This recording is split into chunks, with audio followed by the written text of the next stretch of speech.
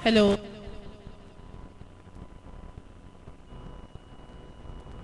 Hello. Yan. Medyo magpahid-pahid po tayo. Ano ko? Morris, hindi... Sandali lang po. Habang nagpapunas po kayo, wala po talagang mic nawawala. Okay.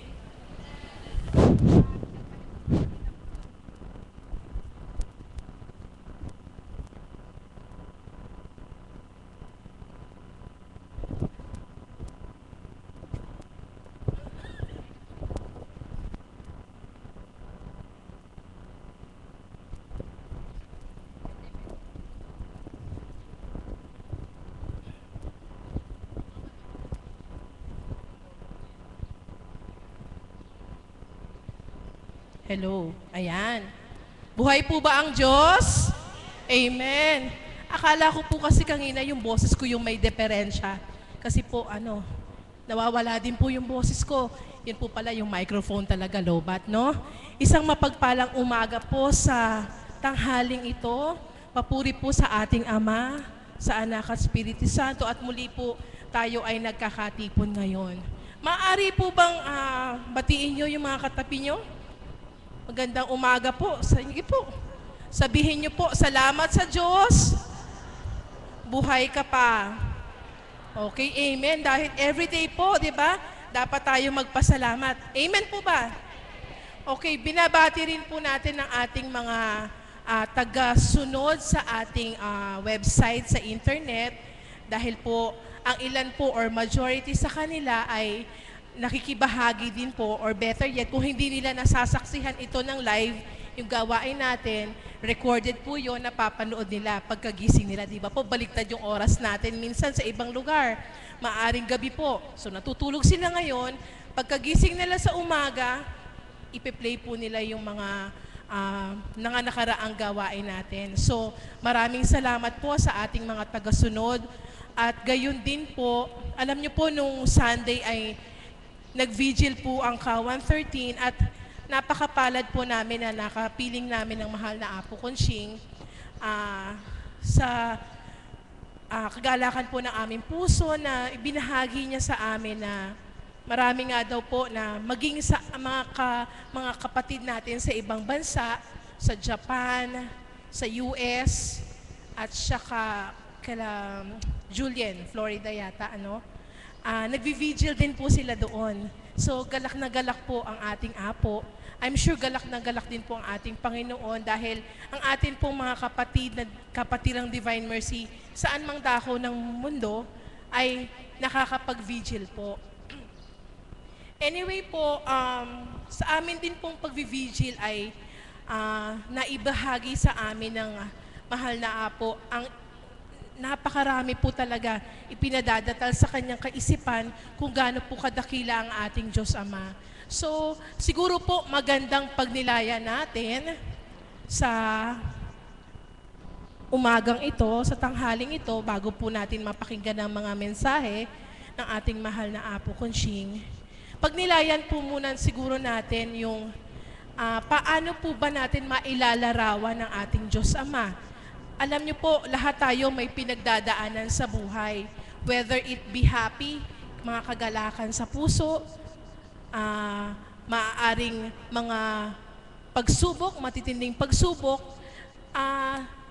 pero batid po natin na nandyan lang po ang ating Diyos Ama na nakagabay sa atin. So siguro po pag ninilayan natin ngayon, ay kung paano natin mailalarawan ang ating Diyos Ama, paano natin mailalarawan ang Diyos Ama sa ating buhay. Whether sa magandang aspeto o kaya sa medyo hindi magandang aspeto ng ating buhay. At upang magbahagi po una sa umagang ito, ay tinatawagan ko po ang isa sa ating masisipag na CAPS na mula po sa San Miguel, Bulacan. Tinatawagan ko po ang ating CAPS na may magandang tinig na si Tito Eli Fernandez. Isang malakas na palakpak po. Baka po sa lakas ng palakpak nyo, malay nyo, Handugan pa tayo ng isang awit, hindi lang po siya mag-share. Yan, maraming maibabahagi sa atin si Tito Eli.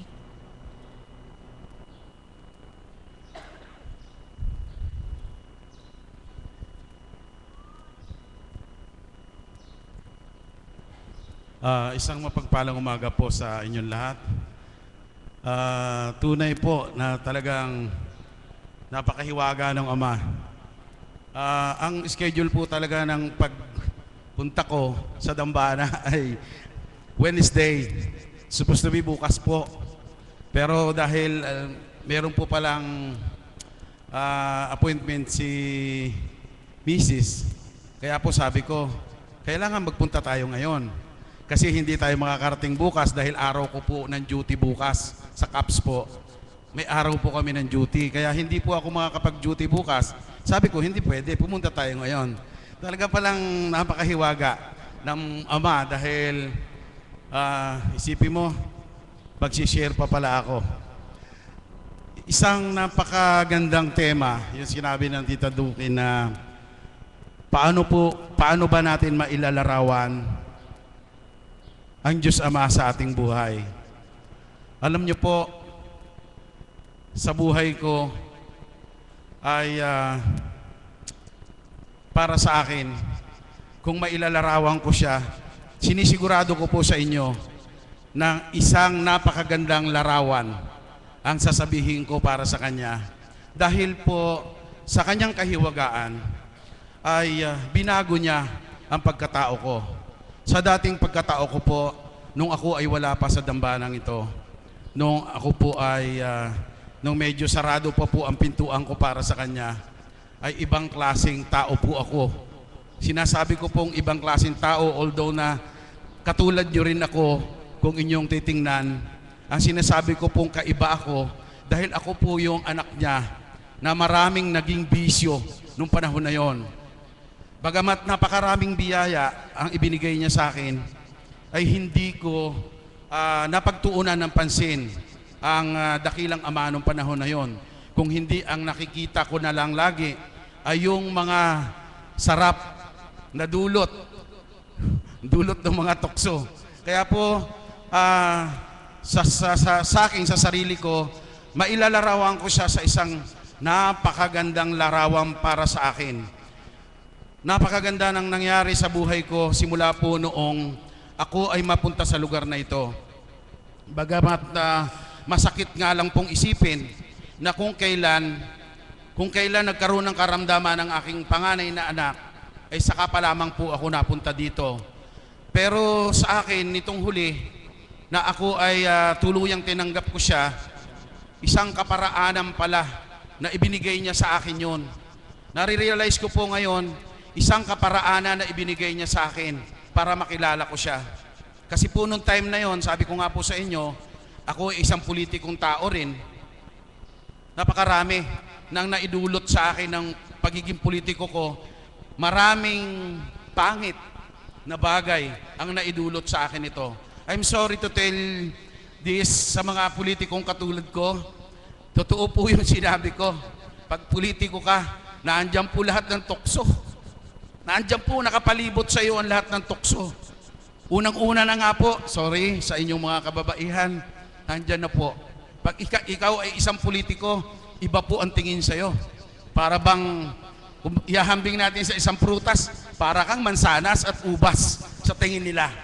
Nangyari sa buhay ko, kaya po sinasabi ko sa inyo, totoo po itong nangyari sa buhay ko. Kaya po ibinabahagi ko sa inyo na nagpapasalamat ako, utang na loob na tinatanaw ko talaga sa ating Panginoong buhay, na ako, bagamat sa kalagayan ng aking anak sa ngayon, na siya ay 2 beses na dinadialysis sa isang linggo, ay yun ang naging daan para ako'y mapunta rito. Napunta ako rito sa Dambana at napakinggan ko ang kanyang mga banal na salita sa katauhan ng banal na Espiritu, sa katauhan ng ating mahal na Apo Kunching. Kaya po sa akin, natutuwa ako.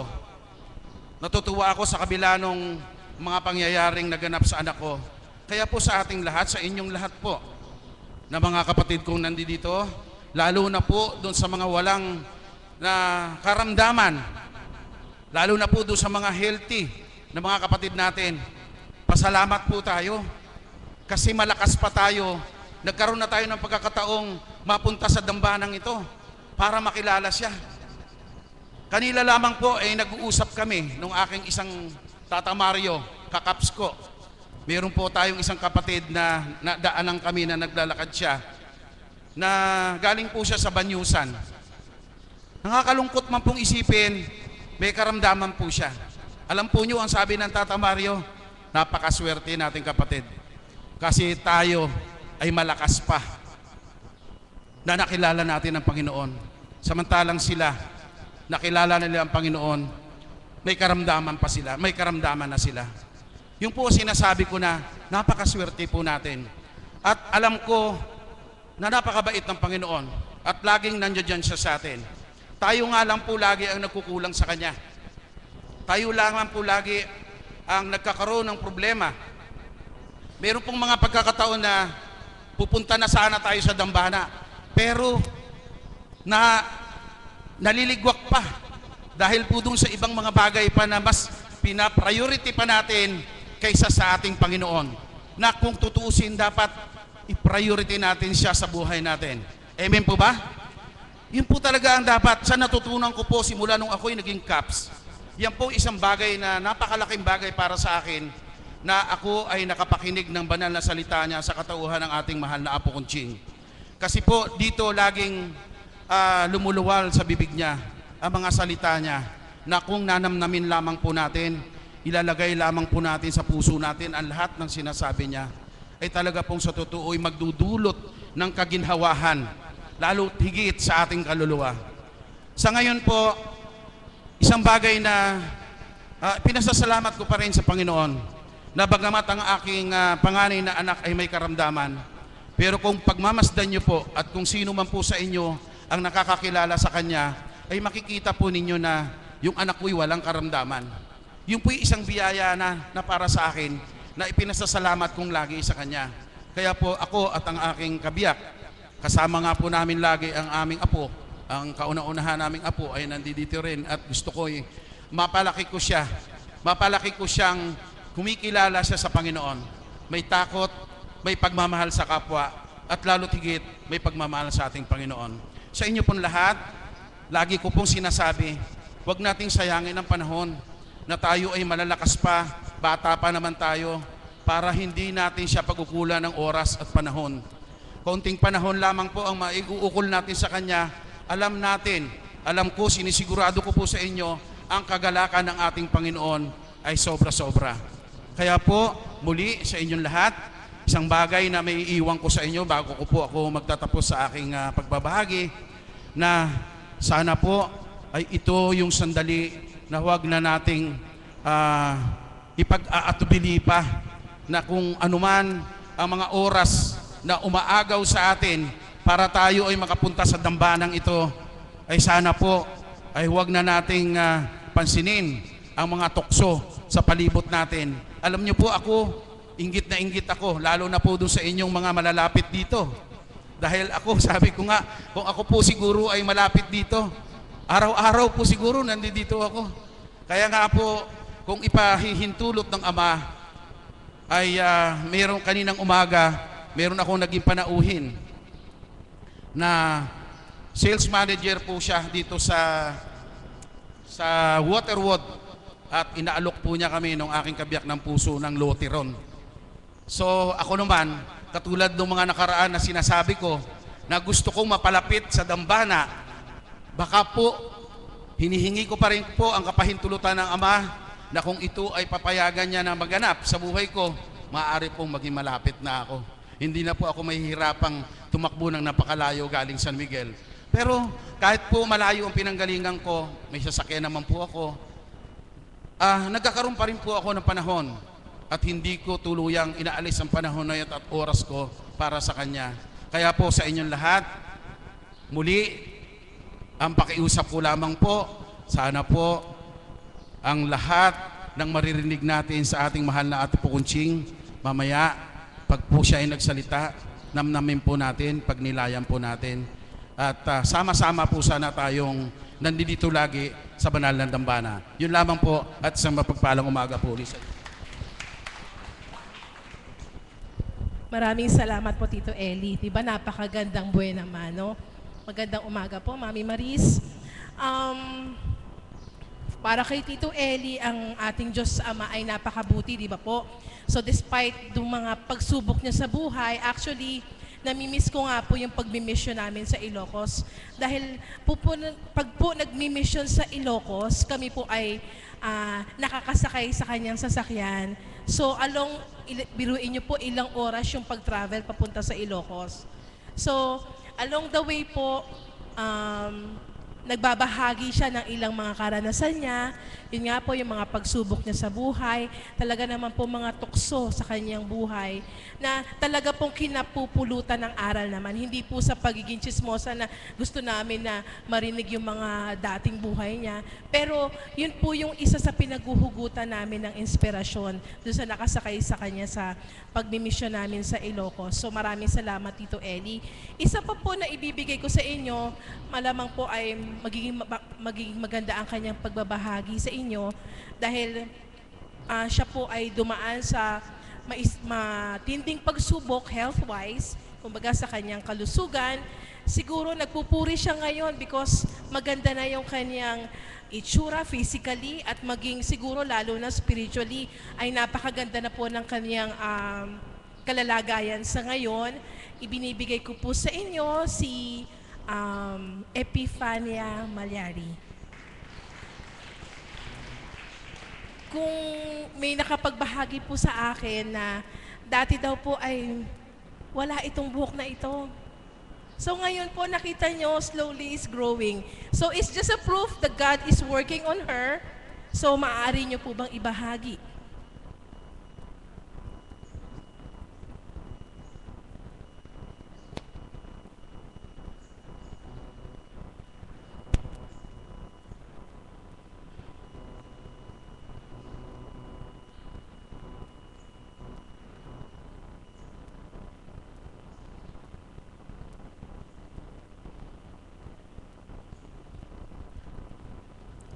Magandang umaga po sa inyong lahat sa katanghaliang ito. Ang aking pong ibabahagi ay ano nga ba ang naidulot sa aking buhay ng ating Ama. Sa hindi po nakakaalam, ako nga po ay nagkaroon ng breast cancer at yun po ay kumalat sa aking buto na siya ko pong pinagdadaanan ngayon. Subalit, simula po nung ako ay mapadako dito sa Dambana, napakalaki po ang naging pagbabago sa aking buhay. Noong pong wala pa ako dito ay talagang hirap po ang aking nararanasan. 24 hours a day ang sakit po na nararamdaman ko sa buong katawan ko mula po ulo hanggang paa. Kasi nga po kung alam nyo pagka talagang bone, ang cancer ay nasa buto, talaga pong napakasakit. So napakasakit po ang aking talagang nararanasan sa araw-araw. Subalit simula po nang ako'y akayin at takda ang araw na ako'y mapadako sa dambanang ito, unti-unti po akong nakaramdam ng ginhawa sa aking katawan. At unang-una po ay napakarami po ang aking biyayang tinanggap sa Diyos. Noong pong wala ako dito, ang hirap po na pinagdadaanan ko sa araw-araw, yun pong takot, dahil syempre po pag may karamdaman ka, talagang ang takot hindi po mawawala sa iyong dibdib araw-araw. Dahil syempre po, siguro katulad nyo, takot pa rin po ako mamatay. Lalo nga po't hindi ko pa nakikilala ang Diyos, hindi pa po ako napapadako dito. So ang buhay ko po ay puno ng takot, puno po ng lumbay, ng pagdurusa, ng hirap na dinaranas ko pong sakit sa araw-araw. At yun nga po, simula po nang ako'y mapadako dito, Yung araw-araw po na pagdalo ko sa gawain, pakikinig sa mga banal na salita na ipinapahayag ng kinalugdan ng banal na Espiritu na si Apo Conching. Yun po, unti-unti po, naibsan po yung sakit na aking nararamdaman sa katawan. At unang-una po, gumaling din po ang aking spiritual na katawan. Dahil syempre po bilang tao, at napakarami po nating nagagawang kasalanan. Sabi nga po nagbahagi, napakarami pong tukso sa ating paligid. So, unti-unti po yung aking masamang ugali ay aking nabago. At saka, talaga pong mabuti ang Ama sa mga biyayang pinagkakaloob niya sa akin sa araw-araw. Simula po nung tinanggap ko siya sa aking puso, at pinagkatiwala ko po sa Kanya ang lahat, ang aking buhay, lahat po ng aking pinagdadaang problema, ay gumaan po ang aking pakiramdam. At lalo na po yung araw-araw po na pagpunta ko rito at pakikinig ng banal na salita, ay puro kagalakan po ang aking nararamdaman. Sa ngayon po, hindi man po ako tuluyang gumagaling, subalit yung lakas po ng aking katawan at yung kagalakan na nararamdaman ko sa araw-araw ay isa na pong napakalaking biyaya po. At ako po'y umaasa na itatakda din ng Ama ang araw na ako'y Kanyang pagagalingin. At hindi po ako nawawala ng pag-asa at araw-araw po ako'y nananalig at nagtitiwala sa ating Panginoong Diyos. At yun lamang po at maraming salamat po. Maraming salamat po. Para po sa ating kapatid na Epifania, ang kanya pong Diyos Ama ay masasabi natin mapagkalinga because He cared. Pinagmalasakitan, kinalinga po niya ang ating kapatid nung kanyang nasa kaibuturan siya ng sakit, yung pain ng pagkakaroon ng cancer. Mapalad po tayo ngayon. Sino po ba ang may cancer pa dito? Ngayon, dito? Wala po. Ano po? Ay, akala ko si doktora.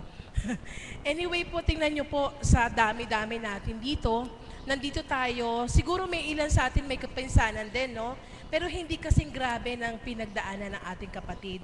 Yun lamang po dapat natin ipagpasalamat sa Panginoon. Amen po ba? Palakpakan naman po natin ang ating Diyos Ama.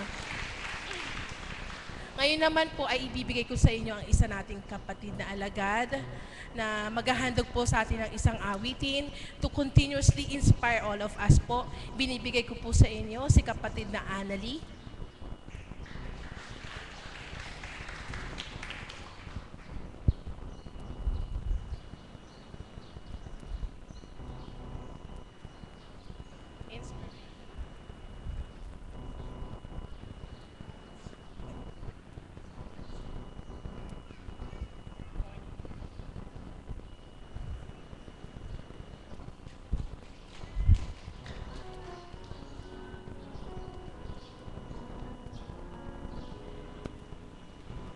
Isang mapagpalang umaga po sa tanghaling ito. Andun ako, malayo ang tingin.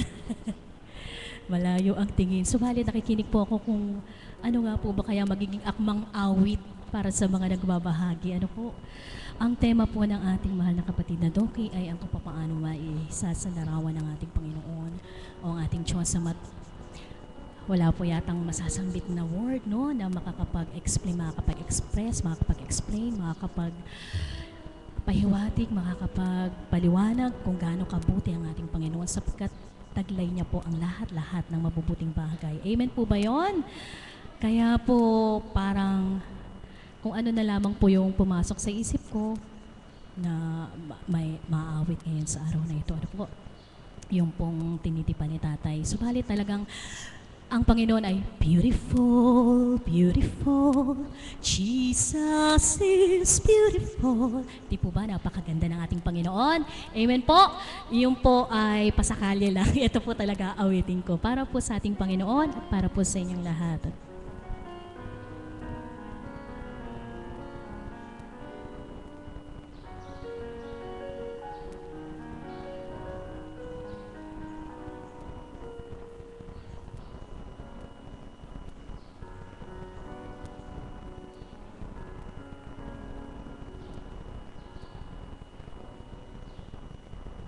Ikaw ang Panginoon ng aking buhay. Nasa aking pag-ibig ang laking alay. Sa tamis ng iyong kalinga, ang lagi kong dasal ay mananako sa iyong pagmamahal.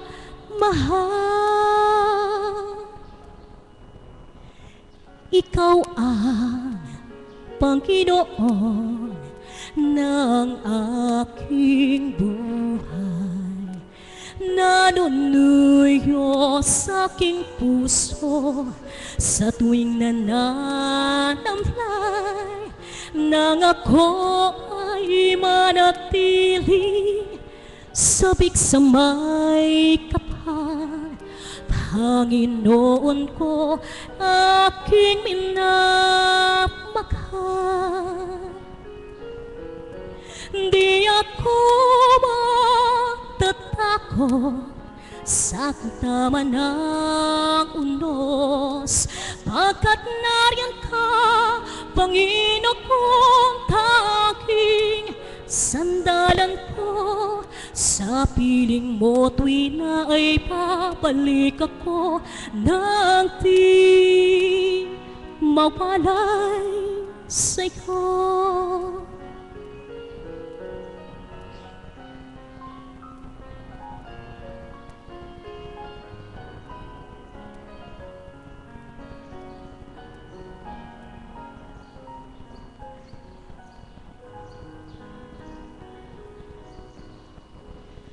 Ikaw ang Panginoon ng aking buhay. Nanunuyo sa aking puso sa tuwing nananamlay nang ako ay manatili sabik sa may kapal.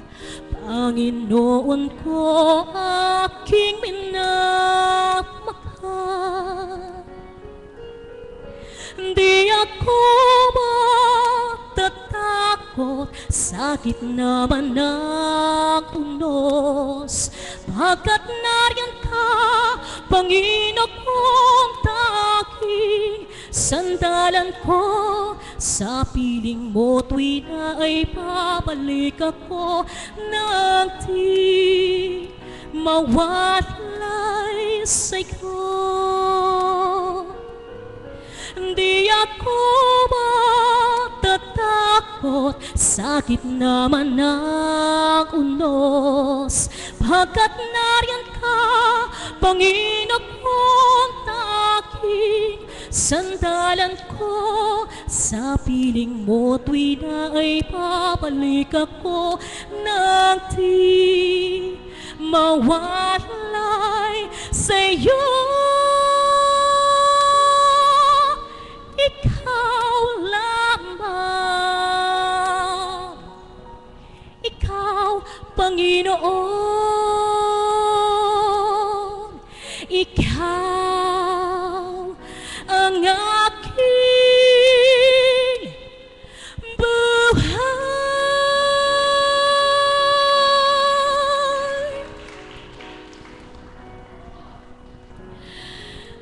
Tanging sa Diyos lang po talaga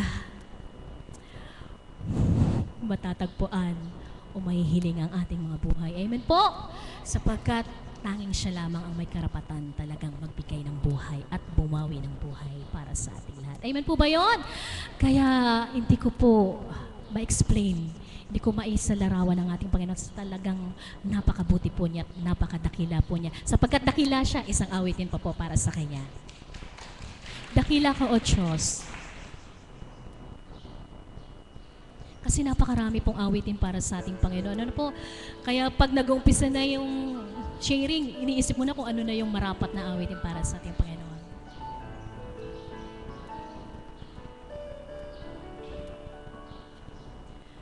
Sadyang kay buti ng ating Panginoon, magtatapat sa habang panahon,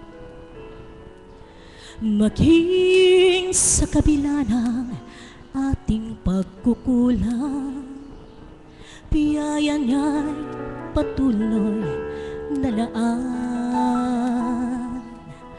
Katulad ng pagsikat ng gintong araw, patuloy siyang nagbibigay tanglaw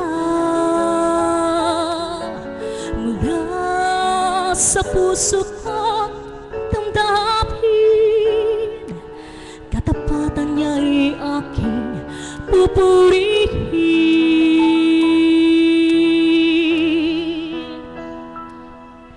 Dakila ka, O Diyos, tapat ka ngang tunay, magmula pa sa ukat ng aming lahi. Mundo'y magunaw man, maaasahan kang lagi, maging hanggang wakas nitong buhay.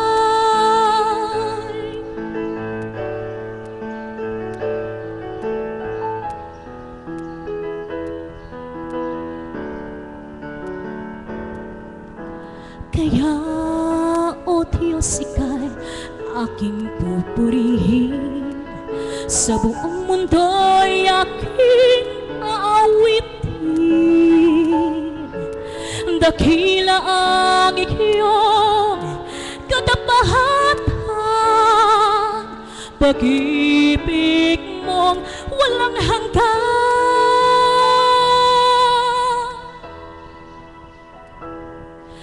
Dakila ka, O Diyos, tapat ka ngang tunay, magmula pa sa ukat ng aming lahi. Mundo'y magunaw man, maaasahan kang lagi, maging hanggang wakas nitong buhay.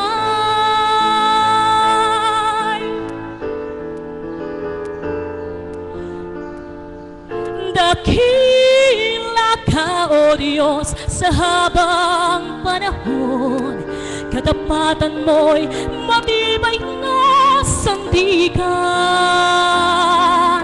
Sa bawat bigati, tagumpay man ay naroon.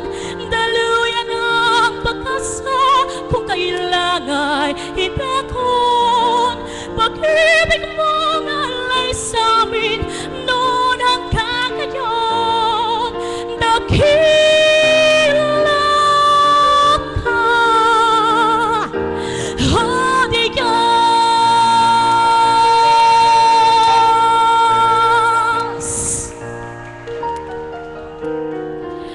Tunay na dakila ang ating Panginoon, kaya po wala pong awit na mararahil wala pa talaga. Sa napakadakila po ng ating Panginoon. Kaya po, tunay kapuri-puri po siya. Talaga pong napakabuti niya at napakadakila po niya sa aking buhay. Maraming salamat. Very well said and very well sung. Kung napakinggan niyo po ng taimtim sa inyong mga puso, alam niyo po, habang kumakanta ang ating kapatid na Leng, daman nyo, di ba? Nakita ko yun eh. Ang ilan sa inyo napapikit, napatingin sa baba. Siguro sa inyo, yung iba sa inyo sinabayan ng panalangin. Talagang ipinahiwatig po sa kanta niya yung kadakilaan po ng ating Ama sa Langit. So maraming salamat po, kapatid na Leng. At may oras pa po tayo upang magbahaginan. Ibibigay ko naman po sa inyo ngayon ng isa pong nakakasama namin sa aming pagbivigil na taga-bahay pari po, na ito po yung tagasunod natin na talaga na po kung gusto niya araw-araw ay nandito, pero mayroon po siyang trabaho sa Maynila, pero sa mga pagkakataon po na nandito siya sa kanila ay talaga pong pinagsusumikapan niya na makarating dito. Binibigay ko po sa inyo si kapatid na Arlene Tobio. Gaano po ba? Paano niyo po mailalarawan? Alam ko pong maraming words to explain how great the Lord.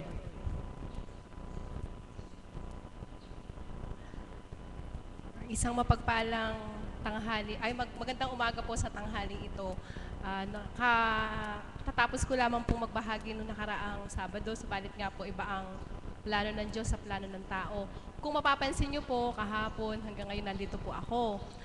Kagaya po ng nasabi ko dati, kapag ka po ordinaryong araw na nandito ako po ay may nararamdaman sa aking sarili. Pero nagpapasalamat po ako sa Panginoon sapagkat sa bawat sandali na nagkakaroon po ako ng nararamdaman sa aking sarili, na nagkakaroon po yung physical kong katawan na nagkakaroon po ng kahinaan, lumalakas po ako dahil ako po ay napapapunta dito sa banal na dambana ng Panginoon. Kagaya nga po nung tema namin nung nakaraang linggo, ang naibahagi ko po nun, mailalarawan ko po ang Panginoon sa isang napakabuting pastol. Yan pong Good Shepherd. Kasi po, kagaya po, sino po ba yung ngayon pa lamang po nagpunta sa dambanang ito at may karamdaman po kaya lang po napunta sa dambanang ito? Pakitaas po ang kamay. Wala po. Sabali, ibig sabihin po, matagal na tayo. Ako po kasi nung tawagin po ako, akayin po ako ng ating Panginoon na makarating sa dambanang ito. Wala po akong pananalig dito sa dambanang ito. Kaya lang po ako napunta dito kasi po may karamdaman nga po ako na hindi mapagaling ng doktor. Ang naisip ko po noon, kaya lang po ako napunta dahil malilibre ako ng... Kasi po, di ba naghahaplusan pa noon eh, kasi po sobrang sakit ng nararamdaman ko noon. Sabi ko, baka po maibisan yung nararamdaman ko.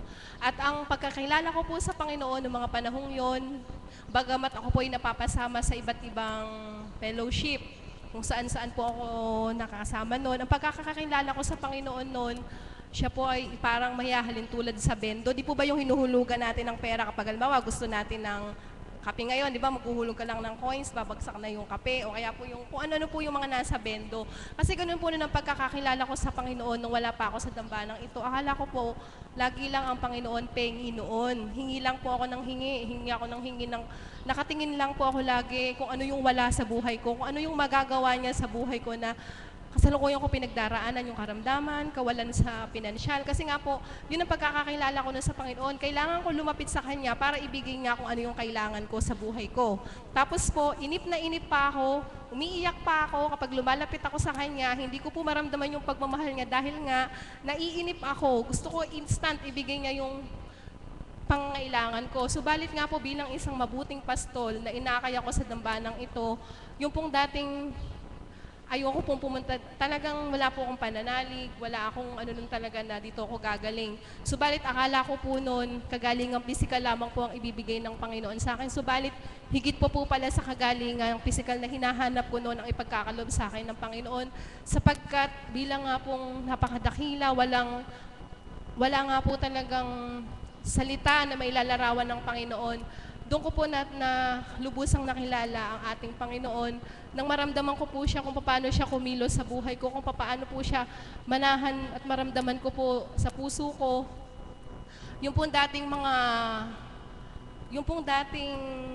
mga bagay na wala sa akin, yung pong dating bagabag po ako noon, na baka akala ko hindi na po ako gagaling, yung pong dating hinahanap ko material sa buhay ko, nung pong akayin ako ng Panginoon, ngayon po, lahat po na yun, bagamat wala pa po kaming pinansyal na kayamanan na ipinagkalob sa akin ng Panginoon. Subalit, kung nang inakay niya po ako dito, isang laking kayamanan po na walang makakapantay. Kayamanan po na hindi makakain ng tanga, hindi kakalawangin, hindi po pwedeng nakawi ng kahit sino man ang nasumpungan ko po sa dambanang ito. Sapagkat ganun po kabuti ang ating Panginoon, ganun siya magmahal. Kinakalinga niya po tayo. Kaya po ngayon, kapag ka po nag-iisip ako na halimbawa kailangang magtrabaho ng kabiyak ng puso ko dahil nga po sa pinansyal, ang lagi ko pong iniisip, mawawalay siya sa dambanang ito.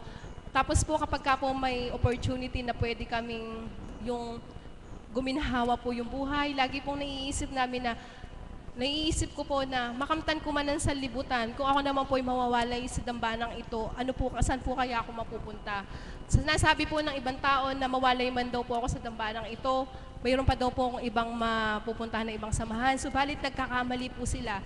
Sapagkat dito po sa banal na dambanang ito, dito lamang po talaga natin tunay na matatagpuan. Makikilala ng lubusan ang mapagmahal, ang pinakadakila, ang great provider. Wala po talaga siyang kapantay magmahal sa ating lahat. Kaya po, napakadakila po ng Panginoon. Kaya po, nagpupurit, nagpapasalamat po ako sapagkat ako po ay inakay nga sa dambanang ito. Kaya po, maraming salamat po sa ating banal na Diyos.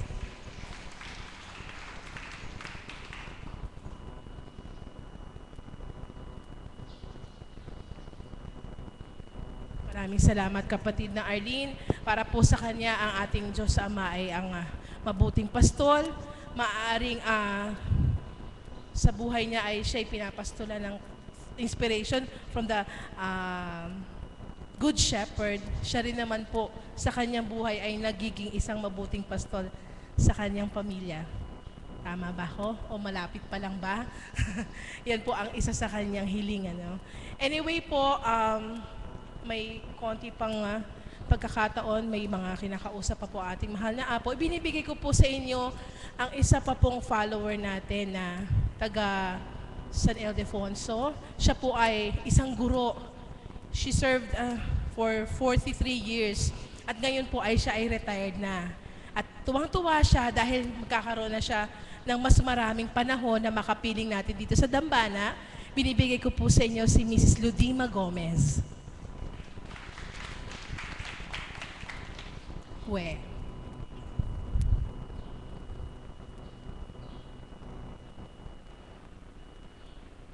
Magandang umaga po sa tanghaling ito sa ating lahat.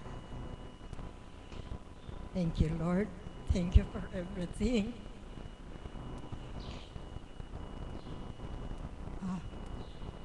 Thank you sa mahal na ina.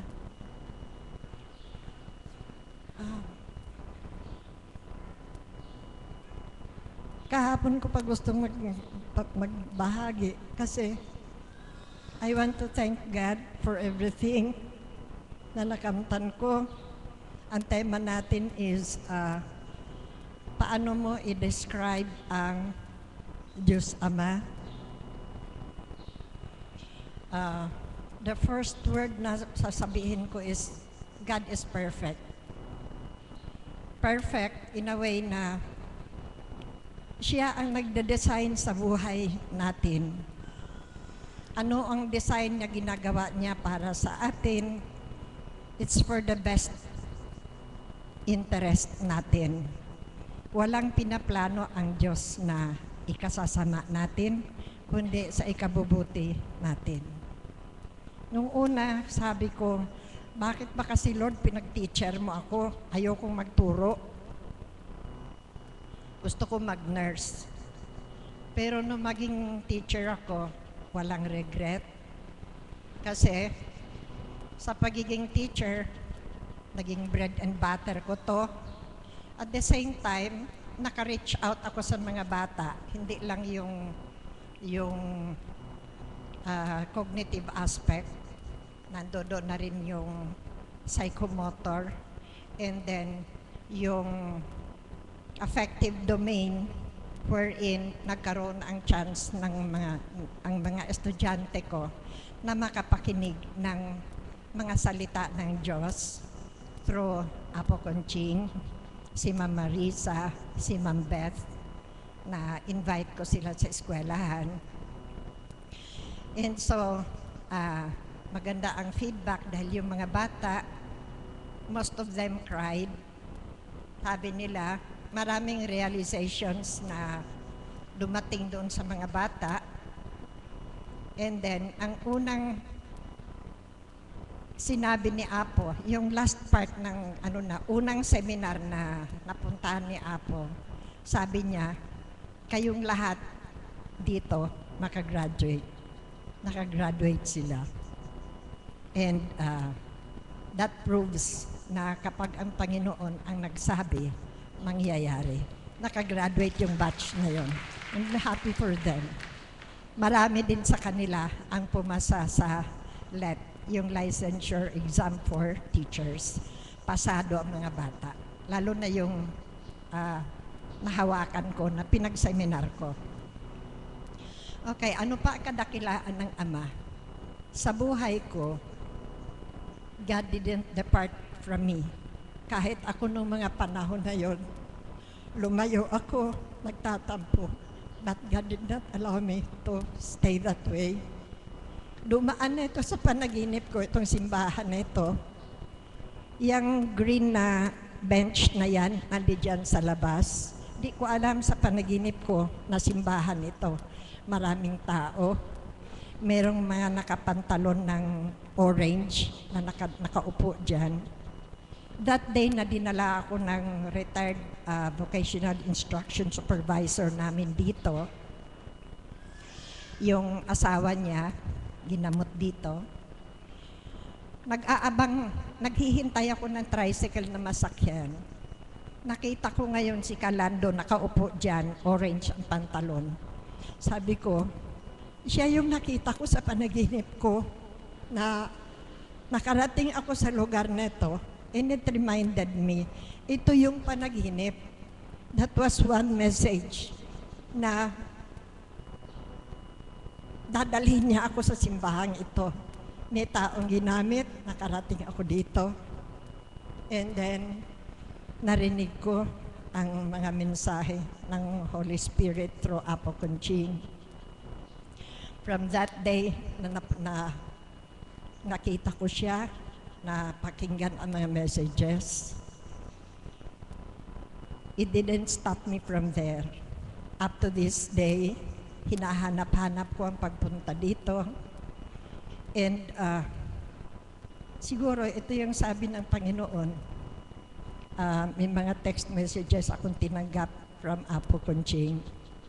Aakayin kita, gagabayan kita, iingatan kita. And then ang mga messages na idinaan din kay Ma'am Beth, kay Ma'am Marisa, kay Berhel, na anak, alam ko ang lahat ng pinagdaanan mo. Marami kang lumbay sa buhay, pero umasa ka. Itatawid kita. Mula pa nung bata ka, nakagabay ako sa iyo. Ano ba ang masasabi ko kundi, Lord, thank you. Hindi mo pala ako iniwanan. Ako ang umiwan sa iyo, pero ikaw, hindi mo ako iniwanan. He's always there to guide me.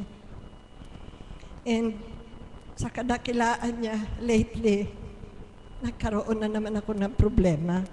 Hindi ako ang involved personally, pero pamilya ko sa Mindanao. Yung pamangkin ko about 10:30 in the evening, pagkatapos kong mag-pray, may text message. Sabi niya, Auntie, nakasagasa ako ng bata, 2 years old lang. May crack ang ulo ng bata. Sabi niya, Auntie, ipakukulong daw ako ng mga magulang. So that was 10:30. Nag-text ako kay Apo. Sabi ko, please help me through your prayers na makatawid kami. Unang-una yung bata. So I keep my fingers crossed. Basta nagtiwala ako sa Kanya. Sabi ko, Lord, I know that you can do something for me and for my pamangkin. That was Friday. And then Tuesday, may inayos ako sa Baliwag. Kumain ako sa Jollibee and then pauwi na ako. Dumating yung text, Auntie, okay na yung bata. Iuuwi na, discharge na sa hospital. We paid 17,000 para sa bill. Wala na, Auntie, yung crack sa ulo. Sabi ko, God is good. Inano ko pa, tinext ko pa yung pamangkin ko in-check. In-check, ano ba ako talaga? Totoo ba na may crack yung ulo? Sabi niya, oo, Auntie, sa CT scan talagang lumabas na may crack yung ulo ng bata. So, this is God's wonder. Wala si Apo Conching doon, pero ang text message niya ang pinanghawakan ko. At alam kong galing sa Holy Spirit yun. Sabi niya, panaligan mo, mahal na kapatid, ang kahiwagaan at ang pagmamahal ng Panginoon. Manalig ka lang at magdasal. Intayin mo ang magagawa ng Panginoon. Ito na yun, ilang days ko lang namin hinintay. Awa ng Diyos, nakauwi na yung bata. So this is another manifestation of God's greatness, God's goodness, and God's love to us. Last March, na-hospital ako, close to stroke pala yun. Nag-numb na yung buong katawan ko. Yung manhid umaakyat na sa ulo ko. Ako lang mag-isa ang tao sa bahay. Gumagapang ako doon sa may pintuan ng bahay namin. Sabi ko, bunso, dalhin mo na ako sa ospital, hindi ko na kaya to. Pero before that, nag-text ako kay Apo na gano'n ang sitwasyon. Nadala ako sa ospital. Ang sabi ng doktor, that was potassium collapse. Ang BP ko was only 100/60. So, ginawa ang lahat, pero talagang nararamdaman kong umaakyat ang numbness sa ulo ko. Sabi ko, Lord, alam mo, wala akong tiyaga sa sakit. Do something for me, please. Na-admit na ako, nalagay ako sa isang room. And then that was after lunch ng Saturday. Then kinabukasan, Sunday, sabi ko, paano ako makapagsimba niyan? Nandito ako sa ospital. So dumating ang doktor, palalagyan na naman ako ng bagong dextrose. Sabi ko, Lord, Doc, wag na. Wag mo na akong dextrosin, pauwiin mo na ako. Sabi niya, nagpa-fluctuate pa yung BP mo. Sabi ko, hindi. Basta gagaling na ako, pauwiin mo na ako. So, binigyan ako ng reseta, nakauwi ako sa amin. Punta ako doon sa altar ko, nagpasalamat na pinauwi na niya ako. Sandali lang ako natulog sa ospital.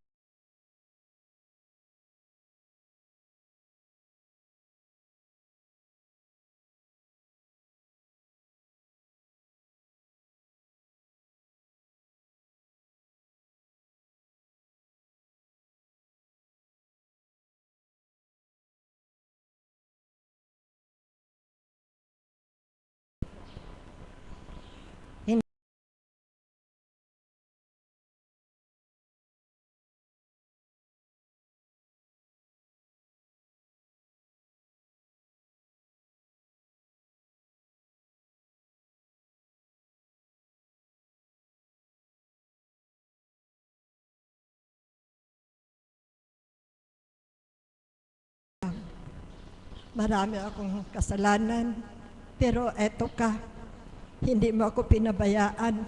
10 ng pamilya ko sa Mindanao, pati mga pinsan ko.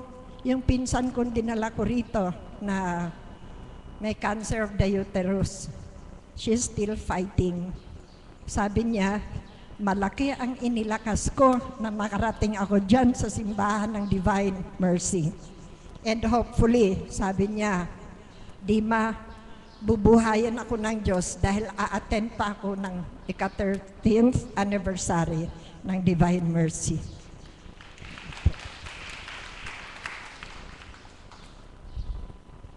So sa araw pong ito ay nasaksihan, narinig po natin ang mga kadakilaan po ng ating Panginoon sa pamamagitan po ng ating mga kapatid na nabahagi. So ngayon naman